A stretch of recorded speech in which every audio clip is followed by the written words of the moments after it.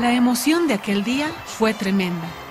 Evo Morales era posesionado como nuestro presidente y con él comenzaba una nueva época para Bolivia.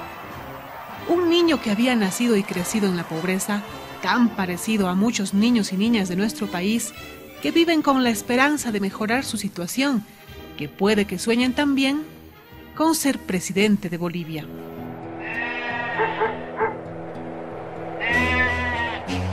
Evo trabajó desde pequeño. A sus 6 años se fue a trabajar a la zafra de Argentina. Allá vendía helados de canela para ayudar a su familia. Nació el 26 de octubre de 1959 en Isayavi del cantón Orinoca de Oruro. Sus padres fueron Dionisio Morales y María Ayma. Cuando nació, su mamá tuvo un parto muy difícil.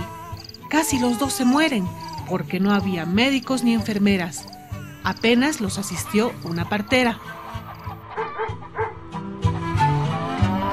Sus padres le enseñaron desde pequeño a respetar las costumbres, tradiciones y leyes de su comunidad. Cuando estaba en Argentina, en la escuelita de Calilegua, Jujuy, tenía 7 años. Evo no entendía el castellano y tuvo que abandonar sus estudios. Luego, él y su familia volvieron a su comunidad y entró nuevamente a su escuela de Calavilca, a la que tenía que ir caminando por lo lejos que quedaba de su casa.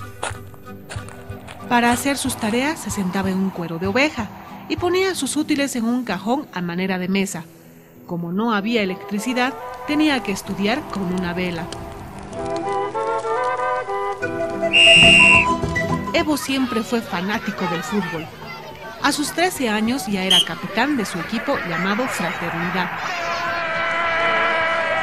Siendo un adolescente se fue a Oruro para continuar sus estudios, pero como tenía que solventar sus propios gastos, tuvo que trabajar de ladrillero, de panadero y también aprendió a tocar la trompeta.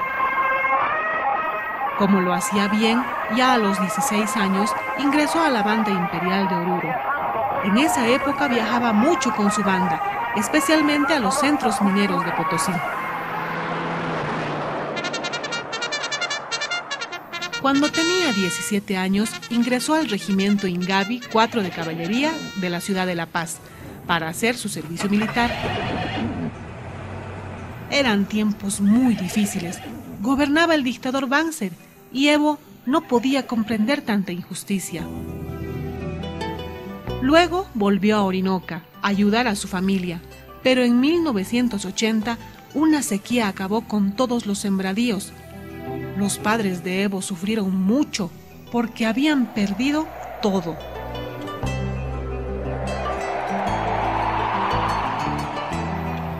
Al año siguiente tomaron la difícil decisión de irse de Orinoca y se fueron hasta el Chapare con la esperanza de una mejor vida. Evo y su familia estaban en un lugar desconocido para ellos. Todo era realmente diferente, desde el clima hasta la comida. Evo solo comió frutas y, claro, se enfermó. Trabajaba de peón para mantenerse y de tanto usar hachas y machetes, sus manos empezaron a sangrar. Era un trabajo muy duro. Siguió practicando el deporte de sus amores, el fútbol. Gracias a eso ingresó en 1981 al Sindicato San Francisco, donde fue elegido secretario de Deportes, comenzando de ese modo su carrera sindical. 2 años después su padre fallece y Evo decide dejar el sindicato para ayudar a su familia.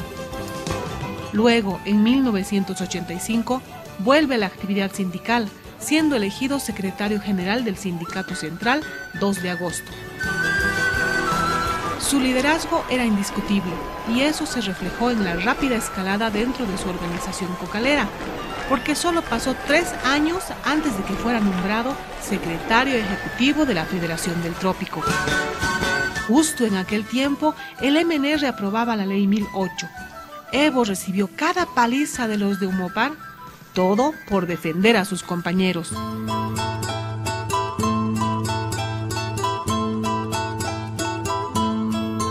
Fue perseguido y encarcelado en varias ocasiones, Incluso trataron de matarlo, pero tenía mucho apoyo.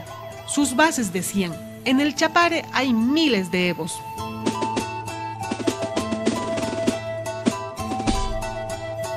La ley 1008 que fue impuesta por el gobierno de Estados Unidos solo sirvió para masacrar a los cocaleros. Evo y sus compañeros lucharon mucho. Se convirtieron en el centro de la protesta contra el sistema impuesto por intereses extranjeros. En 1997, Evo fue elegido como diputado uninominal por el MAS. Obtuvo un 70% de votación, definitivamente el candidato más votado de Bolivia. Desde su bancada defendió el cultivo de la hoja de coca y los recursos naturales del país. Cuando Banzer gobernaba el país, insistió en la erradicación forzosa de la hoja de coca. Hubo movilizaciones y bloqueos en su contra. El país comenzaba a vivir situaciones críticas.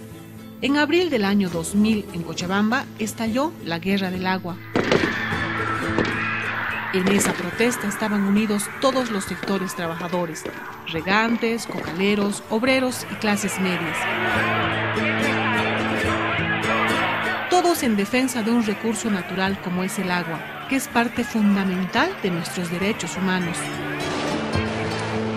Luego, en abril del 2002, lo expulsaron injustamente del Parlamento, acusándolo de terrorista, una acusación arbitraria y digitada desde el imperio.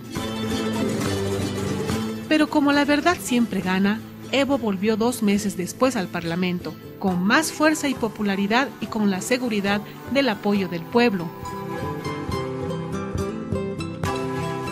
El año 2002, Gonzalo Sánchez de Lozada es elegido presidente, pero apenas pasa un año para que el pueblo se movilice contra el impuestazo a los salarios.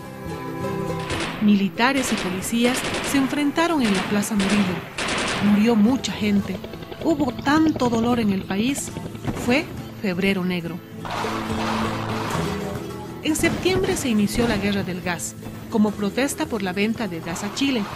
Un mes después, luego de la incansable lucha del pueblo alteño y de todo el país, y después de numerosas muertes, Goni renuncia y escapa de Bolivia. Inmediatamente es posesionado Carlos Mesa como nuevo presidente de Bolivia. El nuevo mandatario dice estar comprometido con las demandas del pueblo boliviano, pero en realidad estaba más atento a intereses externos.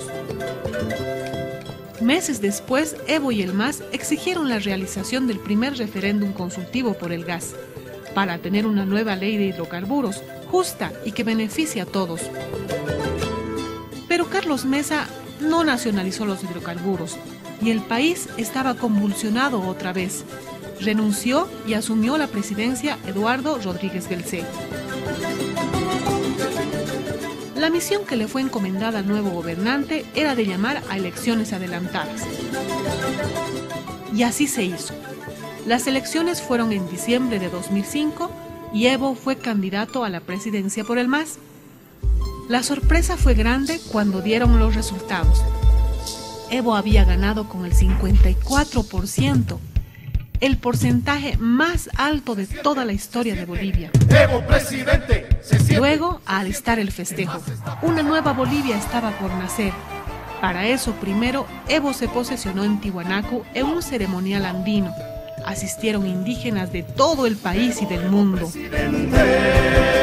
Los amautas pidieron a la Pachamama protección para el nuevo gobierno y bienestar para todos los bolivianos. Todo el pueblo está presente. Luego fue la posesión en el Congreso Nacional y junto con Evo, los compañeros de lucha como Álvaro García Linera, quien tomó su juramento como nuevo mandatario de nuestro país. Al unísono y con la emoción hasta las lágrimas, todos corearon el himno nacional.